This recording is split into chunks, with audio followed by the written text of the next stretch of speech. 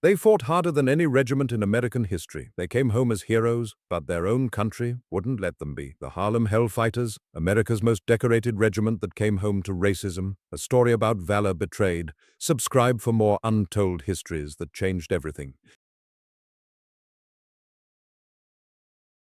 They fought for 191 consecutive days in the Argonne Forest, longer than any American unit in the First World War. They advanced through terrain that consumed soldiers whole, through artillery barrages that turned earth into ash, through conditions that broke men's spirits before their bodies ever fell.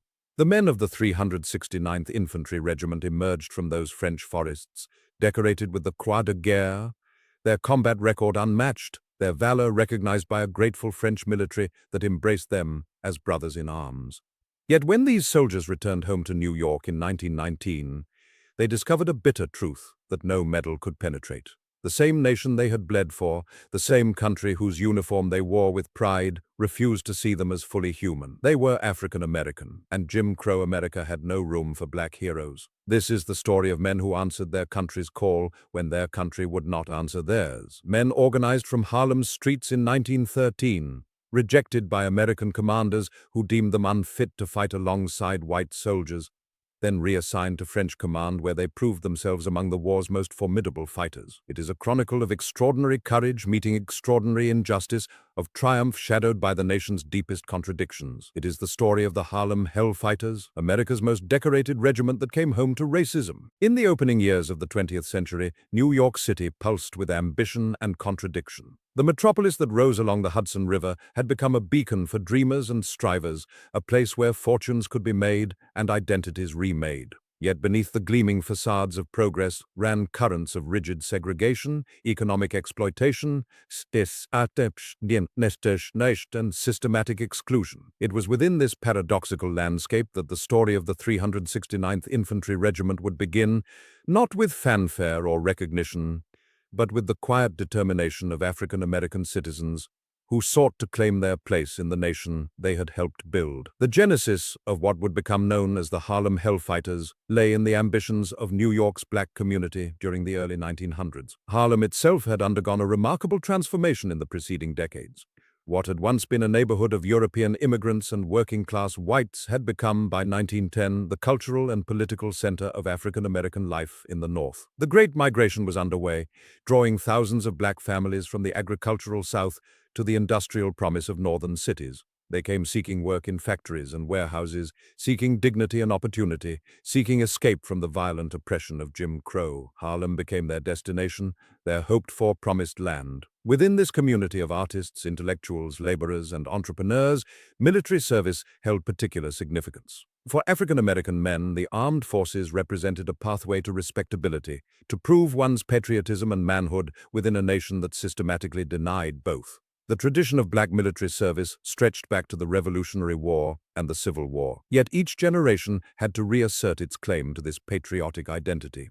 In 1913, the New York State Legislature authorized the establishment of the 15th New York National Guard Regiment, a unit composed entirely of African American soldiers under predominantly white officer leadership. By 1916, this regiment had been formally organized, drawing its membership from the streets and neighborhoods of Harlem and surrounding communities in New York City. The early composition of the regiment reflected the diversity of Harlem's population. There were dock workers and Pullman porters, students and aspiring musicians, men who had recently arrived from the South, and men whose families had lived in New York for generations. There were skilled craftsmen and unskilled laborers, men of various educational backgrounds united by the opportunity to serve in a military unit that would accept them. The officers who led them were white men, as was standard practice in the American military of that era, men who brought their own prejudices and assumptions about the capabilities of their African American charges. Yet the soldiers themselves brought something else, a determination to prove through their service and sacrifice that they deserved full citizenship in the nation they called home. The international context that would transform this regiment from a state militia unit into a legendary fighting force emerged gradually in the 1910s. Europe had erupted into war in 1914, a conflict of unprecedented scale and brutality that would reshape the global order. For 3 years, the United States maintained official neutrality, though American banks and industries quietly profited from supplying the Allied powers. American public opinion remained divided, torn between traditional isolationism and growing sympathy for Britain and France. President Woodrow Wilson campaigned for re-election in 1916 on the slogan, "He kept us out of war," a message that resonated with millions of Americans weary of foreign entanglements. Yet, the currents of history were running inexorably toward American involvement. German submarine warfare intensified, sinking American merchant vessels and killing American citizens. Political pressure mounted from interventionist factions who saw American honor and interests threatened. In April 1917, Wilson asked Congress for a declaration of war, framing American intervention as a crusade to make the world safe for democracy.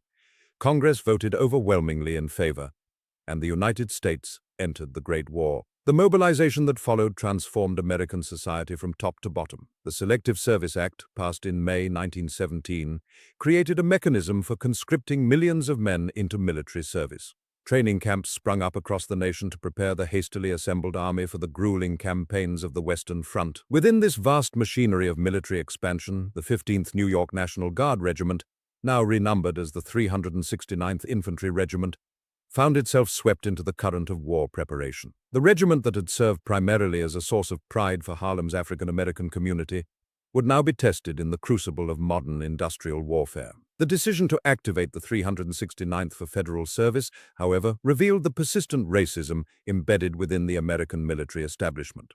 The War Department harbored deep doubts about the combat capability and reliability of African-American soldiers. These doubts were rooted not in any evidence of poor performance, but in the racial ideology that permeated American society and its institutions. Military planners questioned whether black men possessed the necessary courage, discipline, and intelligence for modern warfare. Some officers expressed concerns about the morale impact of armed African Americans on white soldiers. Others worried about the social consequences of arming and training thousands of black men, fearing that military service might embolden them to demand equal rights at home. These prejudices shaped the initial assignment given to the 369th. Rather than being prepared for immediate deployment to the front lines in France, the regiment was assigned to labor duties. They would be part of the vast logistical apparatus that supported the American Expeditionary Forces, unloading supplies at ports, building fortifications, and performing the unglamorous but essential work that kept armies functioning. To the soldiers of the 369th, this assignment carried a bitter message. They were good enough to serve their country, but not good enough to fight alongside white Americans. The distinction was not accidental but deliberate, reflecting the racial hierarchy that the American military sought to maintain even in the midst of total war. In the spring of 1918, the 369th Infantry Regiment was transported across the Atlantic to France. The voyage itself was a harrowing experience, conducted aboard crowded transports with minimal comfort and constant danger from German submarines. Soldiers spent weeks in cramped quarters below decks, seasick and anxious, separated from everything familiar. When they finally reached the French port of Saint-Nazaire in the spring of 1918, they stepped onto European soil as American soldiers, but not yet as combat troops. They were assigned to the service of supply, the sprawling logistical command that handled the vast quantities of material required to sustain the American Expeditionary Forces in France. The work was grueling and monotonous. The soldiers of the 369th loaded and unloaded cargo from ships, worked in warehouses and depots, and labored on construction projects throughout the supply lines. The French port cities were crowded, chaotic places filled with soldiers from dozens of nations, civilians displaced by the war, and the constant hum of military activity. The soldiers endured the typical hardships of army life: poor food, inadequate shelter, disease, and the ever-present awareness that they were serving in a war zone, however far they might be from the actual fighting. Yet something unexpected began to happen in these French ports and supply depots. The African-American soldiers of the 369th encountered a society markedly different from the one they had left behind in America. The French, while not without their own prejudices and colonial attitudes toward race, did not maintain the rigid segregation system that characterized American Jim Crow. French soldiers fought alongside African soldiers from their colonies without the formal separation and subordination that was standard in the American military.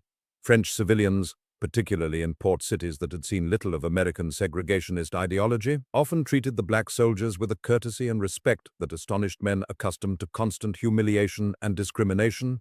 This unexpected hospitality created a pointed contrast with the behavior of white American soldiers and officers. American military authorities grew increasingly alarmed at reports of positive interactions between French civilians and black American soldiers. Officers issued warnings and restrictions designed to limit these contacts and reinforce racial boundaries. A confidential memorandum circulated among American command staff, warning French officers about the dangers of treating black American soldiers as equals. The document reflected the deep anxiety that racial mixing, even in the limited context of wartime hospitality, might undermine the racial order that Americans sought to maintain. For the soldiers of the 369th, these restrictions represented a cruel irony. They were being told that they were unfit to be treated as human beings by the very ally whose nation they had come to defend. By the summer of 1918, the military situation on the Western Front had reached a critical juncture. The massive German spring offensives, launched in hopes of achieving victory before American forces arrived in overwhelming numbers, had failed to break the Allied lines. Now, with hundreds of thousands of American troops arriving in France, the Allies prepared for a counter-offensive. The Germans, exhausted and demoralized, were in retreat. The French military, bled white by 4 years of war, desperately needed reinforcements to exploit this advantage and bring the conflict to a decisive conclusion. It was in this context that the French command made an extraordinary request of the American expeditionary forces. The French, observing the combat capabilities of the soldiers available to them and desperate for trained infantry replacements, asked that the 369th Infantry Regiment be reassigned from labor duties to combat service under French command. This request was born not from noble motives, but from practical military necessity. The French needed soldiers, and the 369th was available. The American command, confronted with a direct request from their principal ally, reluctantly agreed. The decision to assign the 369th to the French army, rather than keeping them under American command, while ultimately enabling the regiment to fight, was also shaped by American racism. The American Expeditionary Forces Command was not opposed to using black troops in combat, but they were deeply opposed to black troops serving in positions of equality with white Americans. Assigning the 369th to the French solved this problem elegantly. The black soldiers would fight, satisfying both military necessity and the political demands of the home front, but they would do so under foreign command and outside the integrated structure of the American army. The soldiers would never know the full extent to which racial prejudice had shaped even this opportunity to prove themselves in combat. The transition from labor duties to combat preparation began in late August 1918. The soldiers of the 369th were withdrawn from their supply depot assignments and moved to training areas behind the front lines. French officers took command of the regiment, though a few American officers remained in advisory roles. The French, while not without their own racial attitudes, approached the task of preparing the 369th for combat with the professionalism of experienced military men. They assessed the soldiers' capabilities, identified gaps in training, and worked to prepare them for the specific conditions of trench warfare on the Western Front. The soldiers of the 369th responded to this opportunity with fierce determination. Here, at last, was the chance they had been denied since arriving in France. Here was the opportunity to prove themselves not as laborers or servants, but as soldiers. Here was the possibility of earning the respect that had been denied them at home. The men threw themselves into training with intensity, learning the tactics and techniques of French warfare, familiarizing themselves with French weapons and equipment, and preparing mentally for the ordeal ahead. The final weeks of August 1918 were filled with the particular tension of soldiers preparing for combat. Letters home became more frequent and more reflective. Men contemplated their mortality and what they might leave behind. Some wrote of their determination to prove themselves worthy of the opportunity. Others expressed anxiety about what lay ahead, about whether they would prove equal to the test. The sense of historical moment, of standing at a threshold between their old lives and whatever lay beyond, permeated the regiment. By early September 1918, the preparation was complete. The 369th Infantry Regiment, now equipped with French rifles and outfitted in French uniforms, was assigned to the Fourth Army of the French Army under the command of General Henri Gouraud. The regiment would be deployed to the Champagne sector of the front, a region of intense fighting where the German lines had begun to buckle under the weight of the Allied counter-offensive. The soldiers who had arrived in France as laborers and been treated as subordinates were now about to enter the most intense combat of the war, fighting not for the American army but for the French. And in doing so, about to write a chapter in military history that would be remembered for generations to come. The transformation of the 369th from a state militia unit to a combat regiment under foreign command represented a profound irony. The American military, unwilling to fully integrate black soldiers into its own structure, had inadvertently created the conditions for one of the most decorated units of the entire war. The prejudice that had kept the regiment from combat until the last months of the war, the racism that had relegated them to labor duties, the discrimination that had forced their assignment to foreign command, all of these would paradoxically enable the soldiers of the 369th to achieve a glory that would echo through history. Yet even as they prepared to enter combat, the fundamental contradiction remained unresolved. They fought for a nation that did not fully recognize their humanity, that maintained segregation and discrimination at home, that would greet their eventual return not with gratitude, but with the same racial hostility they had always known. The story of the 369th Infantry Regiment was thus born from this convergence of military necessity, racial prejudice, international alliance, and the indomitable determination of African American soldiers to prove their worth. As they stood on the threshold of combat in September 1918, they carried with them not only their weapons and training, but also the hopes and dreams of the Harlem community that had produced them, the determination to break through the barriers of racism that constrained them, and the simple human desire to survive what lay ahead. What they would accomplish in the months to come would transform them from a footnote in military history into legends, yet the fundamental injustice that had shaped their path to combat would remain, waiting to greet them when they finally came home. The transition from the streets of Harlem to the battlefields of France was neither swift nor simple. When the 369th Infantry Regiment, formerly known as the 15th New York National Guard Regiment, officially received its designation in 1917, it represented more than a change in paperwork. It symbolized the emergence of an institution born from necessity, shaped by ambition, and defined by the contradiction of African American service in a segregated military. The men who would become the Harlem Hellfighters were about to embark on a journey that would test not only their physical courage, but also their identity as soldiers in a nation that refused to acknowledge their full humanity. The regiment's formation had been authorized years earlier in 1913, but the transformation into an operational fighting force accelerated dramatically following America's entry into the First World War in April of 1917. Colonel William Haywood, a white officer from Nebraska who would become the regiment's commanding officer, understood the political minefield he was navigating. He recognized that the 369th represented something unprecedented, an opportunity to prove that African American soldiers could meet the highest standards of military excellence. Yet he also knew that virtually every institutional barrier within the American military establishment opposed this notion. The United States Army, in 1917, operated under explicit segregation policies. African American soldiers faced systematic discrimination in training, assignment, and deployment. Equipment was often substandard, training was frequently inadequate, and opportunities for combat were deliberately restricted. Haywood's approach was methodical and politically astute. He began recruiting from Harlem's vibrant communities, drawing soldiers from neighborhoods that had already produced doctors, lawyers, teachers, and entrepreneurs. These were not desperate men seeking escape from poverty, though many faced economic hardship. They were men who believed military service represented a pathway to dignity and national recognition. Among the early recruits were college-educated men, skilled tradesmen, and athletes. Some had already experienced discrimination in civilian life. Others were motivated by patriotic fervor despite the nation's clear racial prejudice. The regimental records reveal that Haywood carefully cultivated a cadre of non-commissioned officers who possessed both military competence and the ability to command respect from their peers. The recruitment process itself became a cultural phenomenon in Harlem. Local newspapers covered the formation of the regiment extensively. Community leaders, including prominent African-American businessmen and clergy, publicly supported the initiative. There existed a palpable sense that this regiment represented an opportunity to demonstrate African-American capability and patriotism on a scale never before attempted. The Harlem community invested its hopes and expectations into the 369th. Mothers and fathers watched their sons depart for training camps with a mixture of pride and trepidation. Wives and sweethearts understood that their men were entering not only military service, but a historical moment that transcended conventional warfare.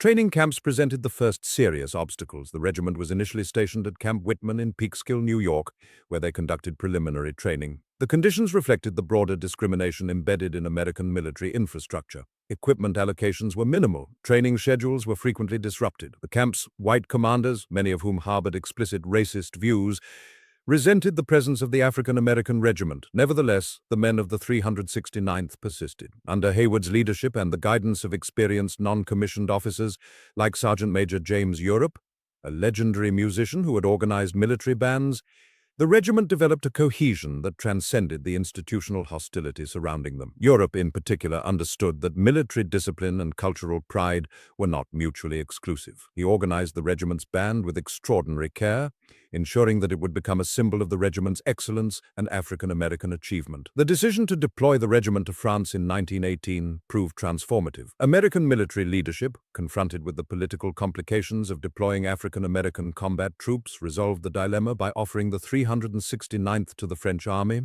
This transfer, which might have seemed like rejection, actually represented the regiment's salvation. The French, desperate for manpower in the spring of 1918, welcomed the American regiment without the racial prejudices that dominated American military thinking. The French command viewed soldiers as soldiers, regardless of race. This fundamental difference in approach would define the regiment's combat experience and their subsequent legacy. The regiment arrived at Saint-Nazaire, located at coordinates 47.2710 degrees north and 2.2137 degrees west in May of 1918. Saint-Nazaire served as a major port facility, and the 369th initially received assignments involving labor duties rather than combat preparation. The men unloaded cargo, constructed facilities, and performed the unglamorous work that supported the broader American expeditionary forces. Yet these months were not wasted. The soldiers adapted to European conditions. They learned French customs and language. They observed the British and French soldiers who had been fighting since 1914. Most importantly, they waited for the opportunity to prove themselves in combat. The waiting period was characterized by a peculiar tension. The men understood that their presence in France was controversial. Letters home revealed the soldiers' awareness that they were simultaneously celebrated in Harlem and dismissed by many white American military officers. A soldier named Private Henry Johnson, who would later gain fame for his actions in combat, wrote to his family describing the strange experience of being treated with respect by French civilians while knowing that many American officers viewed him with contempt. This psychological burden, the constant awareness of serving in a nation that despised them, weighed heavily on the regiment, yet it also forged a determination. The soldiers of the 369th were not merely fighting for their country, they were fighting to force that country to acknowledge their worth. The regiment's assignment to the French Fourth Army in July of 1918 represented the moment when the Harlem Hellfighters transitioned from hope to history. The French Fourth Army, commanded by General Henri Gouraud, was preparing for the Aisne-Marne offensive, part of the broader counter-offensive against the German spring advances. The Argonne Forest, located approximately at 49 degrees north and 5 degrees east, would become the primary theater for the regiment's combat operations. This terrain, characterized by dense woodland, rolling hills, and river valleys, presented formidable challenges even for experienced European troops. The forest had already consumed thousands of soldiers. Artillery bombardment had transformed portions of it into hellscapes of shattered trees, crater-marked earth, and the detritus of sustained warfare. The regiment's baptism by fire came in September of 1918. Initial engagements were fierce and disorienting. The men experienced their first artillery barrages, their first encounters with machine gun fire, their first losses. The temperate continental climate, which produced cold winters and warm summers, affected conditions throughout the campaign. September brought autumn rains that turned the forest into a muddy maze. The regiment's initial combat operations resulted in casualties, but they also revealed the unit's tactical competence. Despite inadequate training compared to European units, and despite the psychological burden of knowing they were fighting in a segregated American army, the soldiers of the 369th performed with remarkable effectiveness. What followed was an extended campaign that would define the regiment's legacy. From September of 1918 through May of 1919, the regiment participated in sustained frontline operations. The exact chronology of their service remains a subject of scholarly discussion, with some historians noting gaps in continuous combat service, but the overall duration of approximately 191 days of frontline combat placed them among the longest-serving American units in the First World War. During this period, they engaged German forces across multiple sectors of the front. They participated in trench raids, defensive operations, and offensive pushes. They suffered casualties from artillery, machine gun fire, and the diseases that plagued all soldiers in the trenches. The regiment's combat record attracted attention from French command. Officers noted their discipline, their tactical understanding, and their apparent fearlessness in the face of German defensive positions. More significantly, the French soldiers fighting alongside the 369th developed profound respect for their American comrades. Unlike American officers who viewed African American soldiers with suspicion and prejudice, French soldiers evaluated them on performance and courage. This mutual respect between the regiment and the French army became one of the most significant aspects of their service. The French recognized that the 369th represented not merely a military unit, but a statement about human capability and dignity that challenged the racial ideology embedded in the American military establishment. The regiment's achievements in combat translated into official recognition. The Croix de Guerre, France's highest military decoration, was awarded to the regiment as a whole and to individual soldiers who demonstrated extraordinary valor. These were not ceremonial decorations. The Croix de Guerre represented genuine recognition of combat effectiveness and sacrifice. French officers submitted official reports detailing the regiment's tactical contributions and the courage displayed by individual soldiers. These documents, preserved in French military archives, provide objective testimony to the regiment's performance. The French government, through its military command, essentially validated what the African American community in Harlem had always believed, that their sons were capable soldiers worthy of recognition and respect. Individual soldiers emerged from the campaign with personal testimonies of extraordinary bravery. Private Henry Johnson and Needham Roberts participated in a defensive action in May of 1918 that became legendary. Though scholars debate certain details and timelines of specific engagements, the broader pattern is clear. The soldiers of the 369th repeatedly demonstrated courage under fire. Their letters and memoirs, preserved in collections including the National Museum of African American History and Culture, reveal men who understood they were fighting not merely for military objectives, but for the right of their race to be recognized as full participants in American society.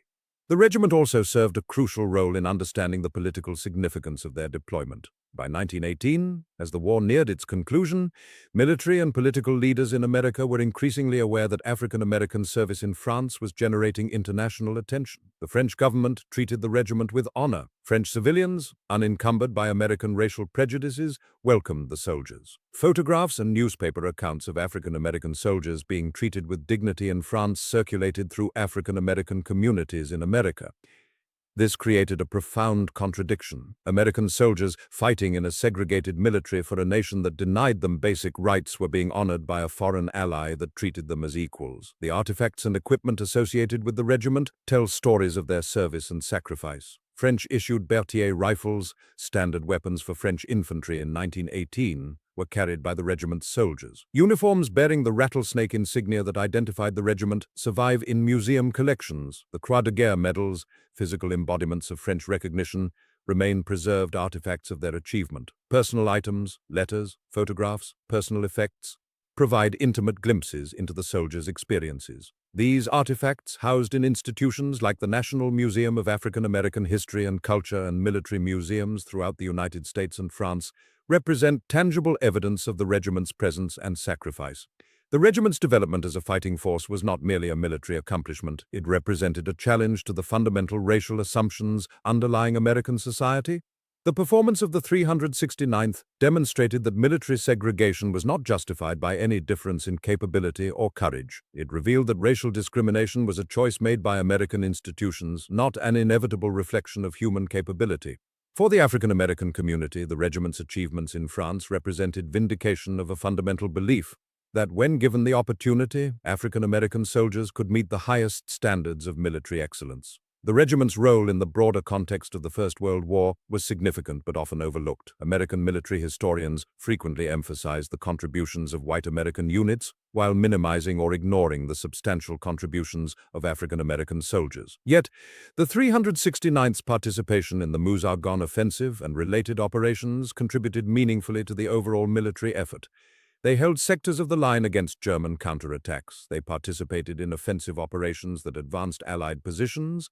They suffered casualties that reflected their engagement in genuine combat rather than peripheral duties. By any objective military standard, the regiment's service was substantial and consequential. As the war drew to a close in November of 1918, the regiment found itself in a peculiar position. They had proven themselves in combat, they had earned French recognition and respect, they had demonstrated that the racial ideology underpinning American segregation was fundamentally false, yet they remained members of the American military, subject to American military law and policy. The contradiction between their achievements and their status within American society would become increasingly apparent as they prepared for demobilization and return to the United States. The regiment's journey from the streets of Harlem to the forests of France had transformed them. They were no longer merely ambitious young men seeking opportunity. They were combat veterans who had faced the worst that modern warfare could produce and had emerged not only alive, but honored. They had experienced a world where their race did not automatically determine their worth or their opportunities. They had proven themselves worthy of recognition and respect. Yet they were about to return to a nation that had not changed its fundamental racial policies or attitudes. The stage was set for a collision between the regiment's achievements and the American reality that awaited them. The fog rolled thick across the training grounds at Saint-Nazaire in the spring of 1918, obscuring the vast port facilities where thousands of American soldiers moved with purpose and urgency. The 369th Infantry Regiment stood at a crossroads. They had arrived in France months earlier, expecting to fight alongside their fellow American soldiers to prove themselves worthy of the uniform they wore. Instead, they had been assigned to labor duties, unloading cargo from transport ships, building roads, and performing the unglamorous work that the American expeditionary forces seemed to believe was their proper station. The message was unambiguous. The United States military had no intention of allowing black soldiers to fight in combat roles, regardless of their training or their qualifications. Colonel William Haywood understood the precarious position his regiment occupied. Haywood was a white officer from Nebraska, a lawyer and businessman who had grown to respect his men deeply during their months of training in Spartanburg, South Carolina. He had witnessed their discipline, their courage, and their unwavering commitment despite the daily indignities of segregation and discrimination. Now, as the regiment languished in labor assignments, Haywood recognized that morale was deteriorating. His men had not crossed the Atlantic to load ships. They had come to fight, and the denial of that opportunity burned with particular intensity given the racial undertones of their assignment. The crisis came to a head in late 1918 when the French army, desperate for reinforcements, made an unprecedented request. The French were engaged in a brutal war of attrition against the German forces. Their casualty rates had been catastrophic. They needed soldiers, and they needed them immediately. When French commanders learned that the American expeditionary forces had thousands of trained soldiers performing menial labor duties, they requested that the 369th be reassigned to French command. The French had no interest in the racial theories that governed American military policy. They needed fighting men, and they had heard that the regiment from New York was composed of excellent soldiers. This moment represented the turning point. Haywood and his subordinate officers, including Captain Hamilton Fish, a descendant of a prominent American political family, recognized the opportunity. The assignment to French command would give their regiment a chance to prove themselves in combat. It would also, they hoped, demonstrate to the American military hierarchy that black soldiers could fight with distinction and valor. The regiment was officially transferred to the French 10th Army, becoming the 171st Infantry Regiment in the French Order of Battle, though they would forever be known as the Harlem Hellfighters. The Argonne Forest, where the regiment would soon be deployed, represented one of the most challenging environments in the entire Western Front. The terrain was dense woodland, interspersed with deep ravines, thick undergrowth, and strategically positioned German fortifications. The forest covered approximately 80,000 acres across the border region between France and Germany, and it had already consumed thousands of soldiers from multiple nations. The ground was treacherous, the visibility limited, and the German defenders, well entrenched and experienced, controlled the high ground throughout much of the sector. In late September of 1918, the 369th Infantry Regiment moved into the line for their first sustained combat operation. They were assigned to the left flank of the Meuse-Argonne offensive, one of the largest American military operations of the entire war. The Meuse-Argonne campaign, which had begun on September the 26th, was intended to break through German lines and force a German retreat. The American Expeditionary Forces under General John Pershing had committed massive resources to the operation, but progress had been slow and costly. The German army had prepared defensive positions over months of preparation, and they were determined to hold their ground. The regiment's first engagement came as they took their positions in the trenches. The conditions were grim. Autumn rain had turned the trenches into mud, and the constant bombardment from German artillery created an atmosphere of tension and danger. Shells whistled overhead, exploding with concussive force that seemed to shake the earth itself. The men of the 369th had trained for this moment, but training could never fully prepare a soldier for the reality of frontline warfare. The smell of cordite and blood, the constant sound of explosions, the sight of wounded men being carried to the rear, all of it assaulted the senses simultaneously. What distinguished the 369th from many other units, however, was their tactical training and their leadership. Colonel Haywood had instilled in his officers a philosophy of aggressive leadership. Officers were expected to lead from the front, not from dugouts far behind the lines. Captain Fish and the other company officers moved through the trenches, checking on their men, ensuring morale remained high despite the horrific conditions. The enlisted men, drawn from the streets and neighborhoods of Harlem, Brooklyn, and other New York communities, displayed a resilience and determination that impressed even the French officers attached to their units. The first major engagement occurred in early October, as the regiment attempted to advance through a heavily defended sector of the forest. The German defenders, positioned on higher ground, could see the American soldiers as they moved forward. Machine gun fire poured down from the German positions, cutting through the ranks with devastating efficiency. The regiment suffered significant casualties in that initial attack, but they pressed forward. They took the objective, capturing German prisoners and establishing new positions. The cost had been high, but they had proven themselves capable in combat. Over the following weeks, the 369th engaged in nearly constant combat operations. They participated in the assault on the Ravine d'Olizy, a heavily fortified German defensive position. The ravine was a natural strong point, with steep sides and dense vegetation that provided excellent defensive positions for the German army. The assault required careful coordination between infantry units and supporting artillery. The regiment's artillery support, provided by French guns, was not always reliable, and at times the regiment found itself attacking German positions with insufficient fire support.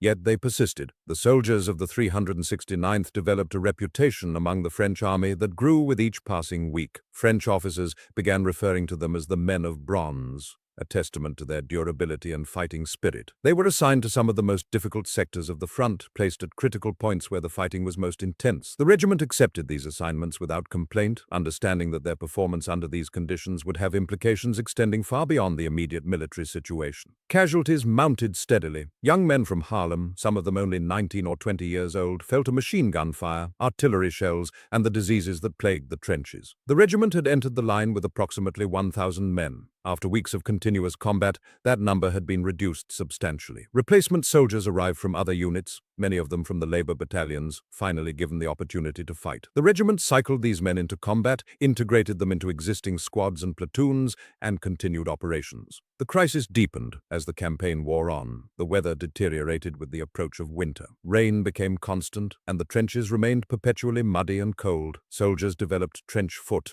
and other cold weather injuries. The supply lines, stretched thin across the devastated landscape, sometimes failed to deliver adequate food and ammunition. Yet the regiment maintained its combat effectiveness. Officers and non-commissioned officers ensured that the men were rotated out of the front lines periodically, given opportunities to rest and recover, though true rest was nearly impossible in the conditions they faced. In November, the 369th participated in some of the final assaults of the Meuse-Argonne campaign. The German army was weakening, their supply lines cut, their reinforcements exhausted. The American advance, though costly, was gradually pushing the Germans back. The regiment, fighting as part of the French 10th Army, contributed significantly to this advance. They captured villages and strong points, took German prisoners, and inflicted casualties on the enemy. The price they paid was equally steep. The regiment's combat record over this period was extraordinary. They spent approximately 191 consecutive days in frontline combat, though scholars debate the exact nature of this continuous service, with some evidence suggesting periodic rotations occurred. Regardless of the precise accounting, the duration of their engagement was among the longest of any American unit in the entire war. They participated in multiple major offensive operations and suffered casualty rates that placed them among the most heavily engaged units in the American Expeditionary Forces. The letters that soldiers wrote during this period, many of which survive in archives, reveal the psychological and emotional toll of sustained combat. Private Henry Johnson, a former porter from Albany, New York, wrote of the constant fear and the determination to survive. "We are doing our duty here in France," he wrote in a letter dated in November, "and we mean to show the world what we can do when given the chance." Johnson's words captured the complex motivations driving these soldiers. They were fighting not only against the German army, but also fighting to prove something about themselves and their place in American society. The crisis reached its emotional and physical climax in the final weeks before the Armistice. The regiment was positioned near the town of Sedan, preparing for what might have been a final assault. The German army was clearly collapsing, their military situation untenable. Yet the fighting continued with undiminished intensity. Neither side knew when the end would come, and both continued to fight as if the war might continue indefinitely. The regiment's officers pushed their men forward, seeking to achieve objectives that might influence the peace negotiations that were beginning behind the scenes. On November 11, 1918, at the 11th hour of the 11th day of the 11th month, The guns fell silent. The armistice had been signed. The war was over. The 369th Infantry Regiment, fighting under French command, had helped secure the victory. They had done so despite the discrimination they faced from their own military hierarchy, despite being denied the recognition and support that other American units received. They had fought not because America had welcomed them or valued them, but because they were soldiers and because they had something to prove. As the regiment received news of the armistice, there was relief, certainly, but also a complex mixture of emotions. Many soldiers had lost comrades during the months of combat. The psychological weight of sustained warfare could not be lifted simply because an official peace had been declared. The men of the 369th had survived the most intense combat of their lives, but they carried with them the trauma and memories of what they had witnessed and endured. The French army recognized the regiment's contributions immediately.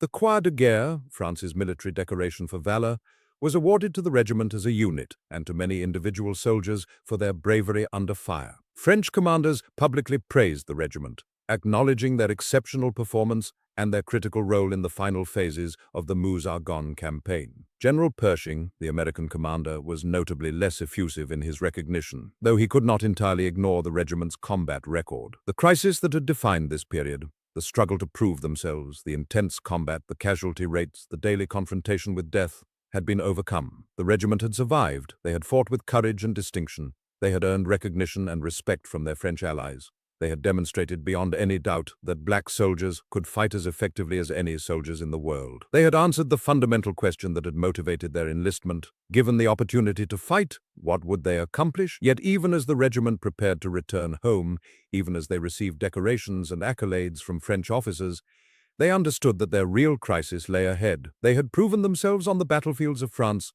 but they would soon return to a country that had not changed its fundamental views about race and segregation. The victory they had won on the Argonne Forest would not translate automatically into social acceptance or equal treatment. The true test of their struggle, the real meaning of their sacrifice, would be determined by how America responded to their return. The armistice came on the 11th day of November in 1918, at the 11th hour of the 11th month. Across the trenches of France, the guns fell silent. Men who had endured the relentless artillery fire, the poisoned gas, the machine gun barrages, and the grinding attrition of 191 consecutive days of combat, finally heard something they had almost forgotten existed: quiet. For the soldiers of the 369th Infantry Regiment, the silence held a particular weight. They had proven themselves beyond measure. They had bled into the soil of the Argonne Forest alongside their French brothers in arms. They had earned the Croix de Guerre, France's highest military honor, not as a unit receiving collective recognition, but as individual soldiers whose courage had been witnessed and documented by the French command. Nearly 200 of them had given their lives. Hundreds more carried wounds that would never fully heal.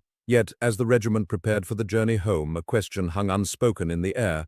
What would America do with soldiers who had been treated as equals in France? What would a nation built on racial hierarchy do with men who had tasted a different kind of respect? The voyage back across the Atlantic in the winter months of 1918 and into 1919 was a different crossing than the one that had brought them to France. The men were thinner, older, in ways that had nothing to do with years. Their uniforms bore the marks of combat. Some men had learned to move through the world differently, carrying an invisible weight that would never fully lift. The ship that carried them back to New York moved through cold Atlantic waters, bringing them closer to a home that felt increasingly foreign in their minds. They had left New York as soldiers seeking recognition in their own country. They would return as conquerors who had proven themselves elsewhere, which somehow made their homecoming more complicated, not less. The city that greeted them on their return was not prepared for what it would see. On the 17th day of February in 1919, New York organized a parade to welcome home its fighting men. The streets of Manhattan filled with crowds. The newspapers had announced the return of the regiment with headlines that emphasized their French decorations, their combat record,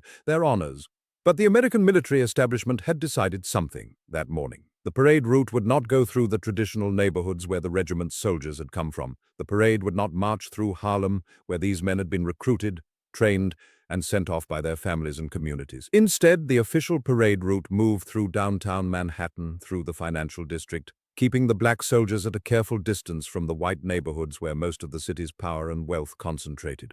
The soldiers of the 369th learned of this decision quickly. They understood its meaning immediately. They had not fought 191 consecutive days in the Argonne Forest to be welcomed with restrictions and segregation upon their return. They had not earned the Croix de Guerre to be treated as second-class soldiers in their own nation. The regiment's leadership made a decision that morning that would echo through the years to come. They would not follow the official parade route. Instead, they would march through Harlem. They would march down the streets where they had been recruited. They would march past the families and communities that had sent them to war. They would march as Harlem's heroes, not as footnotes to some downtown celebration. What happened next became the most powerful moment of the entire war experience for the soldiers of the 369th. The streets of Harlem filled with people. The crowds were not small, controlled gatherings. They were overwhelming expressions of pride and recognition from the community that had birthed the regiment. Families lined the streets, children held signs, women wept openly. The band played, and the soldiers marched in formation down the avenues of Harlem in their dress uniforms, their medals visible, their heads held high. For a few hours, for those precious hours of the parade, the soldiers experienced what they had tasted in France. Full recognition as human beings, as warriors, as men worthy of honor. But the parade ended, the crowds dispersed, the streets of Harlem returned to normal, and the soldiers of the 369th Infantry Regiment faced a reality that no amount of French military honor could change. They had returned to Jim Crow America. The months and years following the regiment's return revealed a bitter truth that historians and the soldiers themselves came to understand with increasing clarity. While white American soldiers who had served in the Great War could leverage their military service into civilian advancement, into business opportunities, into social standing, the black soldiers of the 369th found doors closing. Employment discrimination remained rampant. Housing discrimination remained absolute. The GI Bill, which would eventually transform American society by providing educational opportunities to veterans, was implemented in ways that systematically excluded or marginalized black soldiers through local administration and institutional racism. The same nation that had allowed its soldiers to fight under French command rather than accept them as equals in the American military was not about to suddenly embrace them as full citizens. Some of the regiment's soldiers struggled profoundly with this reality. They had risked everything for a country that would not fully claim them. They had proven their courage and capability beyond any reasonable doubt, yet they returned to a society that refused to acknowledge what they had accomplished. The psychological toll of this contradiction manifested in various ways. Some soldiers withdrew from public life. Others became activists and advocates, using their military service as a platform to challenge racial injustice. The experiences of the 369th would eventually become part of the historical record that demonstrated the absurdity and immorality of American racial discrimination. Their story would eventually inspire the next generation of civil rights activists who would point to the courage and sacrifice of soldiers like those of the 369th and ask, if these men were worthy to fight and die for America, why were they not worthy of basic human dignity and equal rights as American citizens? The individual stories of the regiment's soldiers varied widely. Some men like Henry Johnson, who had fought with extraordinary courage in the trenches and earned individual recognition for his bravery, struggled to find meaningful work after the war. Johnson, who had been recognized as a hero in France and whose exploits had been documented by military observers, returned to find that his heroism meant little in a society structured around racial hierarchy. He worked various jobs, struggled with poverty, and eventually died in relative obscurity, his contributions largely forgotten by the nation he had served. His story was not unique among the soldiers of the 369th. Many men who had performed with exceptional courage found themselves unable to translate that service into civilian opportunity. Others in the regiment pursued education and careers with whatever opportunities they could find. They became teachers, doctors, lawyers, and businessmen, carving out paths in the segregated but growing professional class of African America. These men understood that their military service had given them something that could not be taken away, proof of their own capability and courage. Even in a society that refused to fully recognize them, they carried that knowledge with them. They built lives and families and contributed to their communities. Some became leaders in the emerging civil rights movement. Others simply lived with dignity, raising families that would benefit from the struggles of their generation. The regiment itself entered the historical record in complex ways. Military histories of the First World War initially gave the 369th little attention, or mentioned them primarily as a curiosity, an African-American unit that had been transferred to French command, that had fought with the French, that had earned French recognition. The narrative that emerged in many American accounts was one that emphasized this transfer as though it was somehow unusual or remarkable that American commanders would not want black soldiers fighting alongside white soldiers. The segregation was presented as fact rather than as a manifestation of the racism that structured American military and society. Over the decades following the war, the story of the 369th Regiment began to receive more serious historical attention. Scholars and historians, particularly those focused on African American military history and the broader history of race in America, recognized that the regiment's story was not merely a footnote to the First World War. It was a central document in the history of American racism, American democracy, and American identity. The regiment demonstrated that African Americans had fought with courage and capability equal to any soldiers in the war. It demonstrated that the American military establishment was willing to sacrifice military effectiveness and national unity to maintain racial hierarchy. It demonstrated that a nation could honor its soldiers on one side of the Atlantic while denying them basic rights on the other side. The 369th Infantry Regiment was eventually officially recognized as one of the most decorated units in the American Expeditionary Forces, despite the initial reluctance of the American military establishment to acknowledge their accomplishments. The regiment's combat record, the length of their service in the trenches, and their casualty rates all placed them among the most heavily engaged American units in the war. The Croix de Guerre medals that the soldiers had earned were real recognitions of real bravery. The lives that had been lost were real losses. The sacrifice was real and permanent. In the years and decades following the war, the 369th Infantry Regiment became a symbol of both the promise and the failure of American democracy. Their story was invoked by civil rights activists who sought to demonstrate the contradiction between American military rhetoric and American racial practice. How could the nation ask its citizens to fight and die for democracy abroad while denying them democratic rights at home? How could the nation claim to be fighting for freedom while maintaining a system of racial oppression? The soldiers of the 369th had no answer to these questions. They simply lived with the contradiction, and in doing so they bore witness to a fundamental truth about American history. The legacy of the 369th Infantry Regiment extended beyond the individual soldiers and their families. It became part of the cultural memory of Harlem and of African America more broadly.